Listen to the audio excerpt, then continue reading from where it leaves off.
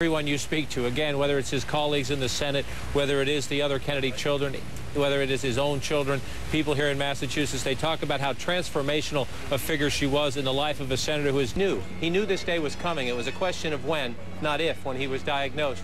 That he had a very heavy hand in planning this, and he stressed to everybody, shed your tears, be sad, but please, please celebrate my life and laugh as you say goodbye. He very much wanted that spirit. And the former president, Jimmy Carter, is there. We saw not only President Clinton, but the Secretary of State, Hillary Clinton, as well. She's there with her husband, and we saw President Bush and Laura Bush as well. 3 former presidents, 1 current president about to walk into the Basilica to participate in this Mass. This is going to be a 2-hour service, we're told, complete with not only eulogies and traditional Catholic prayers, but also musical performances by the cellist Yo-Yo Ma and the great tenor Placido Domingo. So it's going to be not only a Mass, but also a celebration, if you will, of the life of Senator Kennedy. And again, this church took on a very important role in Senator Kennedy's life when his daughter Cara had cancer. She had lung cancer. And she was being treated at Dana-Farber, which is not very far away. John King pointed out that this church on Mission Hill is just a very short distance from Dana-Farber, and Senator Kennedy had a lot to do with building that whole Longwood area. But he came here every day to pray for her, and she made it through. And I think that, by all accounts, that was part of the attachment he had to this church, as well as the ethnic diversity in the community. It's a church known where people come for healing. You'll see crutches. People leave crutches, making very specific prayers for healing for themselves and for loved ones. That's Senator Jay Rockefeller of West Virginia now sitting down. As we've been saying, about maybe specifically 58 sitting U.S. senators are there, 21 former senators, and many members of the House of Representatives as well. There's Arnold Schwarzenegger and Bill Clinton exchanging a few words as they get ready to participate in this Mass. It is an amazing collection of those who have been in power and are currently in power, to see them all together. Largely in the Democratic Party. The hierarchy of the entire Democratic Party is here. How much of a strain do you think there is between Bill Clinton and the Kennedy family now? Because he decided to endorse Barack Obama instead of Hillary. Now, probably, you know, some, not a great deal. You know, a time ago, pretty good bit. Yeah, I mean, that was a significant. There's the president and Michelle Obama now. James, this is not going to be able to leave it to Harry Reid and Nancy Pelosi to get the job done. This is going to be work that the president will have to do. Absolutely, and this is sort of the first day. So this speech is very important, as I said earlier, and the party is not doing well, and the health care bill's in trouble, and they got to acknowledge that, and the president's got to come out. Got to come out fighting and swinging and picking it back up. But this speech, though, you don't think will have politics in it? You know, this is Senator Kennedy's funeral. Politics is not removed from anything in Washington, all right? But again, and I bet you that Senator Kennedy probably had conversations, and it's not going to be like a raw political speech, but I'm sure we're going to hear something about we can't let the legacy die, and the things that he cared about are the things that we have to care about. I'd be surprised if we don't do that. He does not want to politicize it. I think that's extremely important. But Anderson, it's probably also important, though, that he start building a theme coming out of this occasion, this momentous few days. That he can build on when he gets back to Washington. So I think we'll hear a sort of a secondary theme that will be very much about where he wants to go and how he wants to draw upon this death. We've been talking a lot about bipartisanship and Ted Kennedy. Look at what he's done. I mean, look at that. You see George Bush talking to Hillary Clinton, and you see, you know, well, this is obviously 2 Democrats, but Bill Clinton and Barack Obama, but especially the Bushes, not always friends, but exactly, but especially the Bushes and Hillary Clinton there. They did meet recently at the White House when President Clinton came back from North Korea, with those 2 American journalists. The president went over to the Situation Room in the West Wing of the White House and briefed President Obama and other national security officials.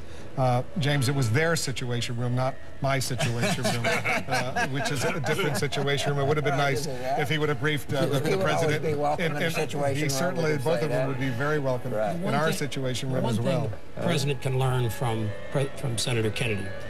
Kennedy's always had a very consistent message. They were never off message. This president's had great difficulty in articulating what it is that he wants in this health care package, and I think that's part of the erosion of his support. And I think to a certain extent that's a good lesson we could learn. The point is nothing is ever out of politics, but there's a difference between doing that and politicizing something. It'd be a huge mistake if he politicized this, but it would also be a huge mistake if he didn't take advantage of this forum to explain and put context into Senator Kennedy's political life and what it means going forward. He wants to carry the banner. He Well, wants to pick Senator up and carry Kennedy the banner. said that health care reform was the fight of his life. Right.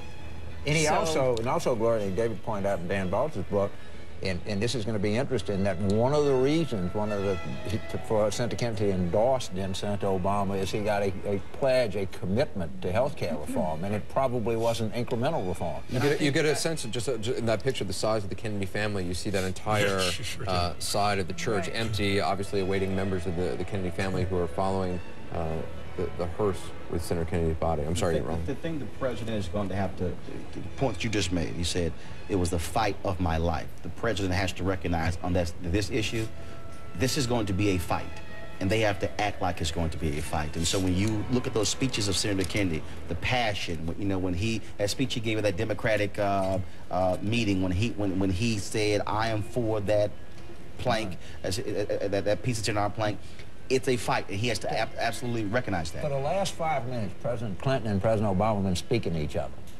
As I'm watching the overview, I don't know, but something, I mean, that is pretty warm sort of relationship there. I wonder if we're going to see President Clinton become more involved in the healthcare fight or something. I don't know, but I don't believe in coincidence. But you see President Obama taking on healthcare much more, I mean, leading the fight much more than he has. Choice. And no choice. At this point. No choice. Yeah, no choice. And he has to kind of start drawing lines about what he will accept and what he won't accept. Yeah, and this speech, it would not be inappropriate for him to signal that there is going to be, that the dream shall not die. We will pursue the dream. Right.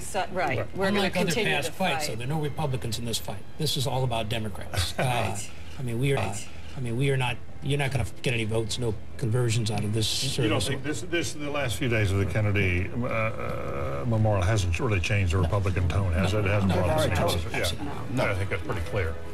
It's interesting, if you look at the seating, I don't know what the protocol is, but you see in that first row, you see the President Obama, and the Vice President, and Michelle Obama, Jill Biden. You see the former Vice President, Jimmy Carter and Rosalind Carter. But in the second row, we see the Clintons and the Bushes. I guess you have to give greater respect to Jimmy Carter than to Bill Clinton or George W. Bush because he was because of age, precisely because of that. David Gergen, as someone who used to think about these kinds of things when you worked under 4 presidents, is that a factor? Hey, first come, first serve. It is. But what's also interesting is this relationship between Bill Clinton and George W. Bush. They've been out together on the speaking trail recently, and they're getting along very well.